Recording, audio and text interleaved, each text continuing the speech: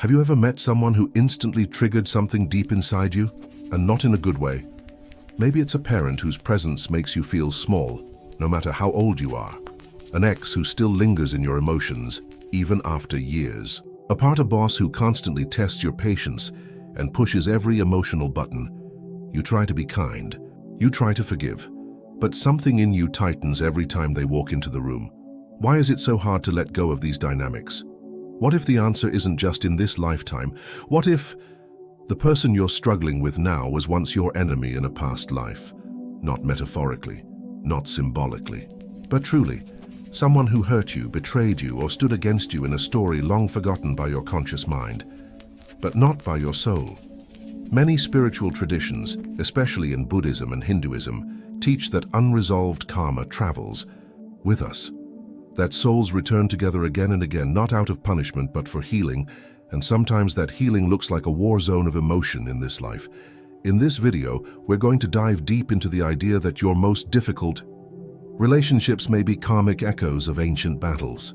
We'll explore why certain people make your heart contract, why forgiveness feels impossible, and what your soul might actually be trying to accomplish through the chaos. Stay with me, because understanding this doesn't just offer peace, it gives you back your power. Because once you know the deeper spiritual contract behind your pain, you can start to rewrite the script, and maybe, just maybe, end the cycle for good. Have you ever felt an instant emotional reaction to someone that made no logical sense? Like an undercurrent of anger, sadness, or fear? Even though they hadn't done anything yet, these reactions are often signs of energetic memory. Your soul remembers what your mind cannot. In the language of karma, unresolved emotions from past lives don't disappear when your body dies. They become imprints, subtle patterns that get carried forward into your current experience. And when you meet the person who once wronged you, even lifetimes ago, your body feels it before your brain understands it. That's why certain people seem to bring out the worst in you. It's not because you're broken, it's because your soul is trying to complete a lesson it never got to finish. You might find yourself endlessly trying to please someone who never approves, or constantly arguing with someone who mirrors your worst fears. These aren't random occurrences, they're soul contracts resurfacing. But here's the twist. Most karmic relationships aren't about punishment. They're about evolution. From a spiritual view, the people who hurt us the most may actually be our greatest teachers.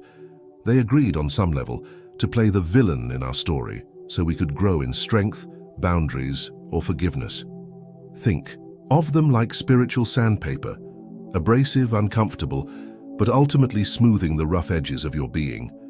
Does that mean we should tolerate abuse or stay in toxic situations? Absolutely not. But it does mean there may be a deeper purpose behind the pain, one that points you back to yourself, your healing, and your power. If this idea speaks to your journey, give this video a like so it reaches others who need it. Because you're not alone in this. And the moment you start to look beyond blame, something in you shifts from victim to conscious soul. You may have noticed something strange in your life. The same type of person keeps showing up in different bodies. The controlling parent becomes the critical boss. The manipulative ex reappears as a friend who drains your energy. The neglectful partner seems to be reborn in another relationship that starts with promise and ends in silence. Why does this keep happening? Spiritually speaking, these repeating dynamics are karmic roles, patterns you're unconsciously attracting in order to finally transform them. The soul doesn't operate on a timeline like the mind does. To your deeper self, whether a wound occurred 20 years ago or 5 lifetimes ago makes little difference. If it wasn't fully resolved, the lesson will reappear in a new disguise. This is why healing isn't always linear.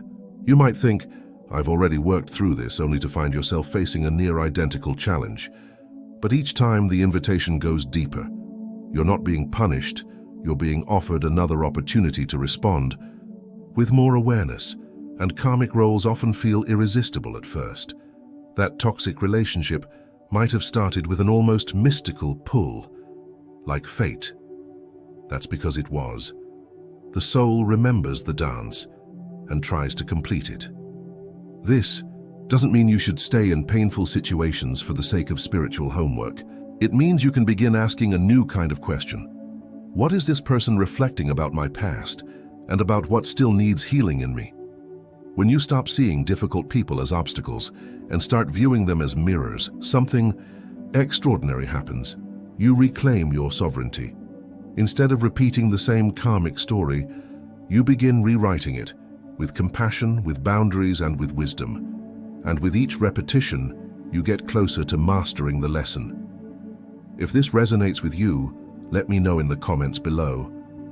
I read every story. Of all karmic relationships, family ties often carry the deepest emotional charge. Why? Because they begin before you're old enough to defend yourself. Your parents, siblings, or caretakers shape your earliest beliefs about love, safety, and self-worth. But what if those very people were once your adversaries in another life? Imagine this. Someone who once betrayed you in a past incarnation is now your father. The soul who once silenced you now returns as a sibling who constantly overshadows you. A mother who abandoned you before returns in this life overprotective, clinging, and afraid of losing you again. In Buddhist and Hindu teachings, it's believed that before reincarnation, souls gather in a kind of spiritual council and agree on roles for the next lifetime. It's not about revenge, it's about evolution. So that painful dynamic in your family, it may not be accidental. It may be the soul's way of creating just the right pressure for you to finally awaken something dormant, like courage, compassion, or independence. But make no mistake, these karmic roles are not easy. Many people spend decades trying to earn love from a parent who cannot give it, or trying to prove their worth to a family member who always finds them lacking. These struggles aren't meant to break you. They're meant to reveal you. When you begin to see your family through a karmic lens, something incredible shifts. You stop asking, why are they doing this to me? And start asking, what am I meant to remember through this? Perhaps the soul you call mother once swore to test your self-trust until you could no longer ignore your own voice. Or the brother who dismisses you now was once a ruler who silenced you in public. And your task this time is to speak with conviction. Anyway, these are not punishments. These are soul contracts. And you, believe it or not, agreed to them. You agreed not because you deserved pain, but because your soul knew it could rise through it. Some relationships end, but something inside you doesn't. No matter how much time passes, no matter how many other people you meet, there's that one person who stays lodged in your heart like a thorn. Not because the love was pure, but because something in the connection remains unresolved. This is one of the most common signs of a karmic bond from a past life. You may have been lovers in a different lifetime, or spouses separated by war, betrayal, or untimely death. Maybe one of you broke a sacred promise, or maybe the love was powerful but forbidden and never got the chance to fully blossom. Whatever the story, your souls felt incomplete and reincarnated to try again. But karmic love isn't always romantic in the way we imagine. In fact, it's often chaotic, intense attraction followed by equally intense pain, a push-pull dynamic that feels magnetic but leaves you emotionally depleted. That's because the connection isn't necessarily about being together, it's about completion. The soul doesn't long for happy endings, it longs for truth. So when you're haunted by an ex, it might not mean you're meant to be. It might mean your soul is screaming for closure, forgiveness, or understanding of what this bond was really about. Maybe you needed to learn to let go of someone who wouldn't choose you. Maybe you needed to finally stand up for yourself in a way you didn't back then. Maybe you needed to learn that your worth isn't measured by someone else's love. And here's the beautiful, painful truth. Once the karmic debt is cleared, the connection often fades, not with bitterness, but with peace. You can love someone and no longer be tied to them. You can forgive someone and still walk away, and in doing so, you set both of you free. If this feels familiar, take a moment to breathe. You're not crazy, you're remembering. Workplace stress is often chalked up to deadlines, policies, or corporate pressure, but sometimes it goes deeper than that. Have you ever had a boss who seemed irrationally hostile toward you? Or a co-worker who competes with you like it's personal? Maybe it's a supervisor who constantly belittles your efforts, no matter how hard you try to please them. Now consider this. What if this dynamic isn't just professional friction, but karmic recognition? Your soul might be picking up on a past life relationship where roles were reversed. Perhaps you once had power over them, or they had power over you. And now the balance has flipped. Karmic echoes often return in environments where we're striving for status, approval, or recognition, which makes the workplace a prime stage for old dramas to replay. A boss who undermines you might have been a rival from a life where you outshined them. A teammate who always blocks your ideas might carry an old wound of betrayal from a life where you broke their trust. These dynamics aren't meant to destroy you. They're meant to show you where your soul is still reactive, still attached, still needing to prove something. The gift inside workplace karma is this. It gives you real-time practice in boundaries, dignity, and detachment. It asks, can you stay centered in your worth, even when someone else refuses to? See it? You may not be able to quit your job or change your boss right away, but you can change how you respond. And that choice is where the karma begins to dissolve. Sometimes standing firm in the face of injustice is the very lesson your soul came to master. Other times, walking away with self-respect is the final act that ends the cycle.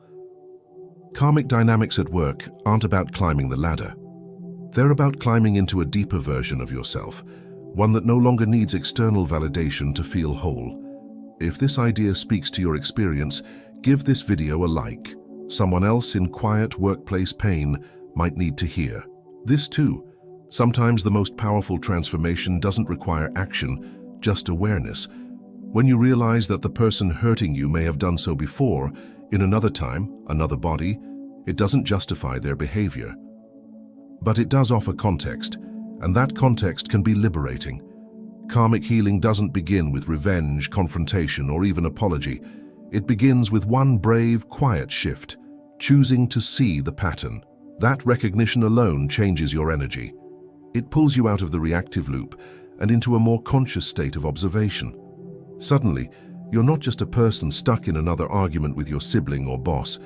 You're a soul witnessing the resurfacing of a much older story, and when you recognize the script, you're no longer bound to follow it.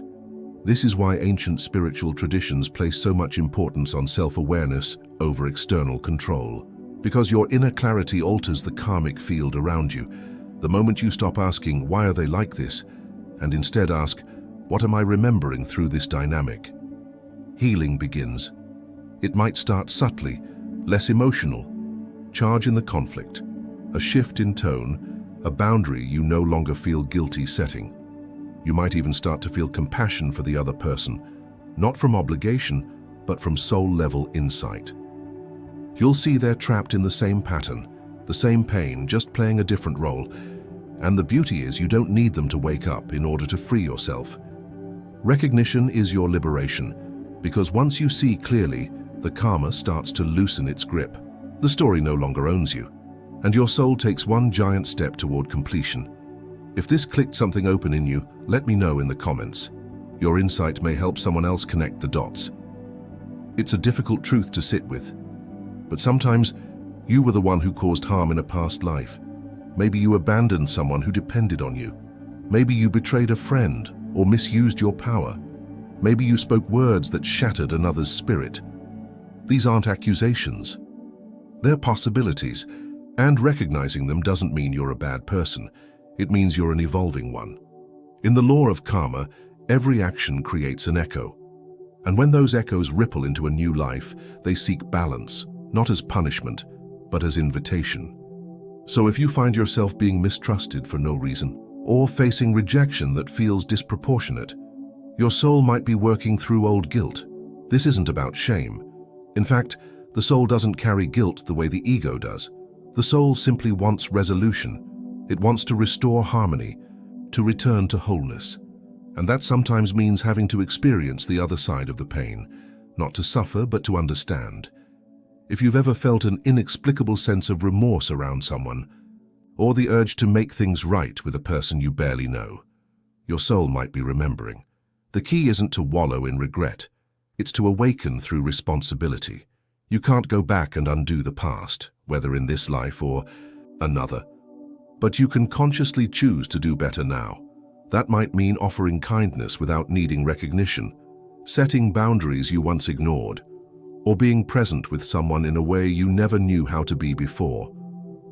Growth isn't measured by perfection. It's measured by awareness and intention.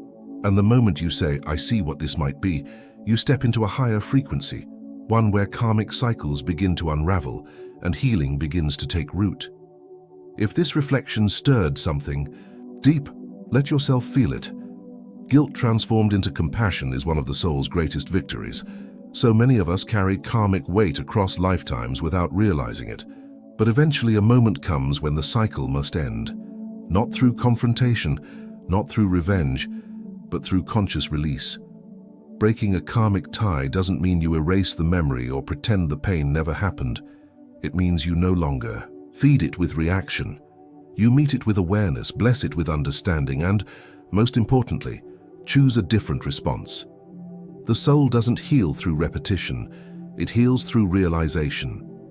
So how do you begin? It starts with a simple but powerful shift, seeing the person not as your enemy, but as your mirror, a reflection of where you've been, what you've survived, and who you are becoming.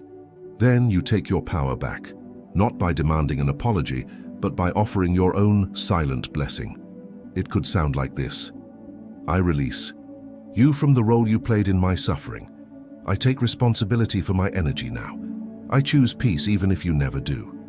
Some people will stay in your life after that. Others will drift away. But your relationship to them will never be the same because you'll no longer be chained to the karma. Grace doesn't mean weakness. It means strength in surrender. You may never get the closure you hoped for. You may never hear the words, "I'm sorry." But if you can create that closure inside yourself, if you can find peace without their permission, you've won. That's what it means to end the cycle. Not by erasing the story, but by refusing to reenact it, and that power is yours. If you're ready to let go of a karmic tie, even silently type "I'm ready" in the comments. Your soul will feel it. Karmic relationships can feel endless, but just like winter gives way to spring, there is a moment when the cycle begins to close. So how do you know when you're nearing the end of a karmic lesson? The signs are subtle, but powerful. First, the emotional charge softens. The person who once triggered rage or heartbreak now feels neutral. Not forgotten, but no longer consuming your peace. You stop rehearsing arguments in your head. You stop needing them to change. You stop waiting for justice because peace has become more valuable than being right. Another sign? You make different choices. You don't fall into the same traps. You don't explain yourself to someone who isn't listening. You don't overgive, overjustify, or overstay. You trust yourself, and that trust becomes your compass. You also begin to see the lesson clearly. You recognize the deeper purpose of the pain. You can say, "They showed me where I lost myself, so I could learn how to return." And finally, life begins to open. New opportunities, healthier relationships, unexpected support. These often emerge when a karmic weight lifts, because now your energy is no longer tied up in survival. It's flowing toward creation. This doesn't mean your healing is over, but it does mean you've passed a threshold, from karmic entanglement to soul evolution. And what comes next? Freedom. Not the kind that shouts or runs, but the kind that sits quietly in your chest and whispers, "I'm not who I was."